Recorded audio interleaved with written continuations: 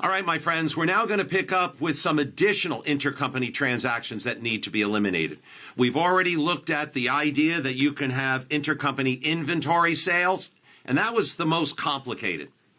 The next one is bonds.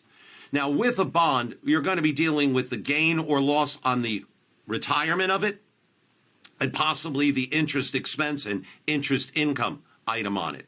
So bonds. We have let's say it's the parent, issues a bond to the outside world, and they issue $1 million bond. And then a year later, the subsidiary buys the bond back from the open market. Well, it's as if the parent bought it, because remember, they control the subsidiary. So essentially, we have retired the bond. So when the sub buys it back, any gain or loss on the deal between what you issued it for and what you bought it back at. So you may have issued it at face $1 million, and you bought it back at $950,000 because interest rates had gone up. In the real world, your interest rate was fixed and it was lower, and nobody was impressed by that interest rate anymore. So the sub could buy it back at $950,000. Well, that $50,000 savings in buying it back, that's a gain. Well, that gain has to be eliminated. So we're going to, or actually reported. So we have a gain that we're going to be showing for the retirement of it.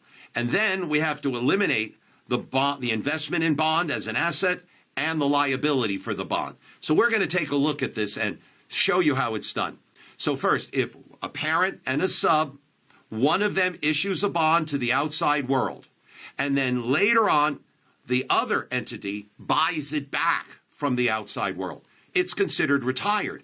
And a real gain or loss is to be recorded. It wasn't recorded by either company. One shows it as still outstanding. The other says, hey, we invested in it. Bottom line, we need to show that it's been retired, and there's either a gain if we bought it back at a cheaper price, or a loss if we had to pay a premium to buy it back. Notice here the gain or loss. How is it calculated? Well, it's the price to reacquire it. So it's the reacquiring price. You compare that to the book value of the debt, the amount that the debt's being carried at, and the difference. If obviously your reacquired price was less, you have a gain. If the reacquired price was more than the book value, then you had a loss on that item. Now, the gain or loss is not reported by either company because one is still showing the liability, we still owe the money, and the other says, hey, we have an investment in a bond.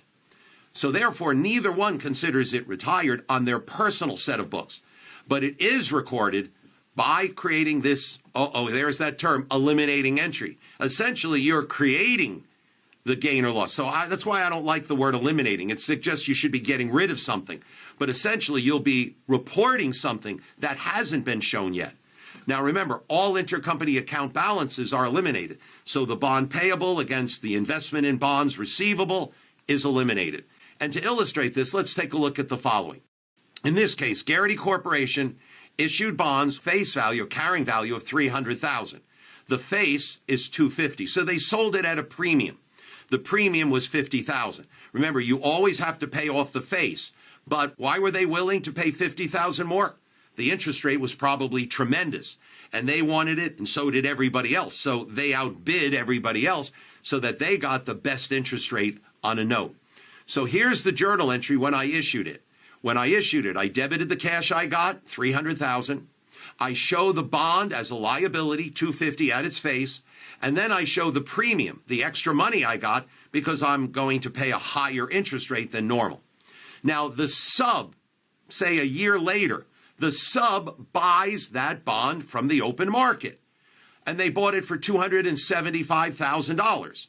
So they show investment in my bond, my parent company bond, $275,000, and of course they surrendered to third parties, $275,000. By the way, do you see the gain there? We got $300,000 when we issued the bond. The subsidiary was able to get the bond back for $275,000. There's $25,000 of sheer profit there. So ultimately, this is now considered a retirement, and gain needs to be recognized. So we're going to eliminate the bond payable. Notice Garrity is retiring it for $250,000. That's the face. And I'll eliminate the premium because we don't have to worry about that anymore. So we eliminate the premium of $50,000. Then we're going to credit.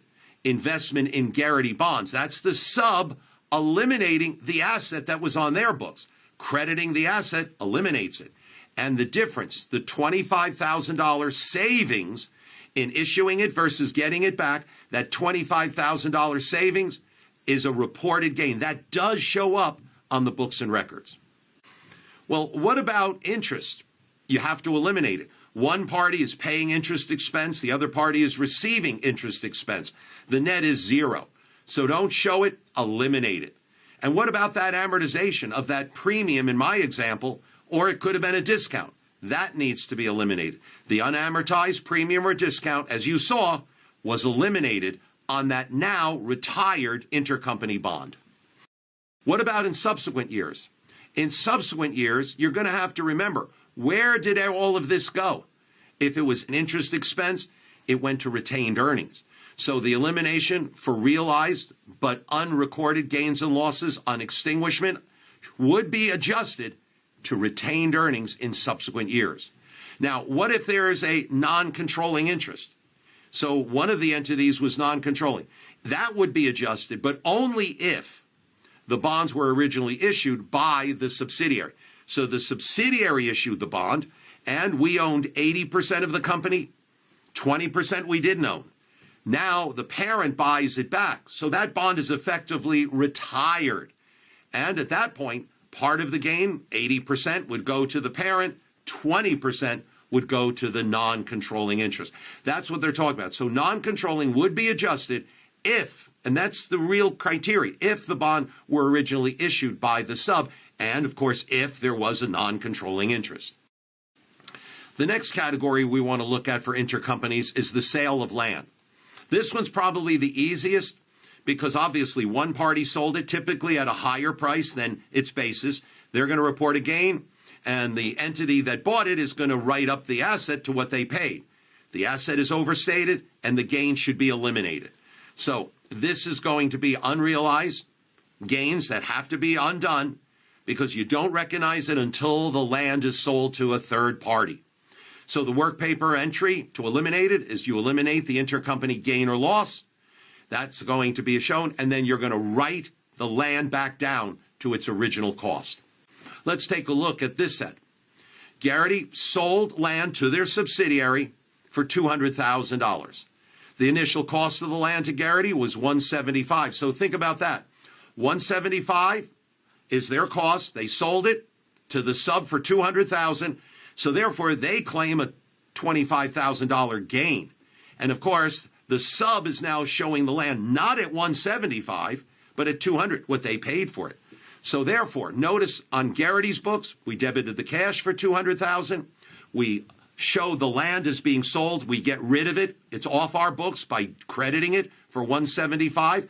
And we're showing a gain of $25,000. That gain is going to have to be eliminated. On the subs books, we're going to show land being purchased for $200,000 and the cash that they surrendered and gave up to the parent. Notice it's the land is overstated. It should be $175,000, but it's now on the subs books at $200,000. So very simply, the eliminating journal entry is we eliminate the gain. Gains are usually credits, so therefore we debit the gain to eliminate it, and we write the inventory down from the $200,000 overstated price back down to the $175,000 by reducing it with a credit of $25,000. Well, intercompany sales of land in future years and every year thereafter until the land is sold, retained earnings would be debited and the land would be credited. That same journal entry in this particular case. Why? Because the gain would have been closed to retained earnings. So it would go against retained earnings at that point in time. By the way, there's no need to divide the gain between the non-controlling interest and the parent because this was a parent selling to the sub at that point in time, so it was theoretically the parent's gain and therefore no need to allocate it if there was a non-controlling interest. All right, that concludes the discussion of those items, so you're ready to move on to our next module.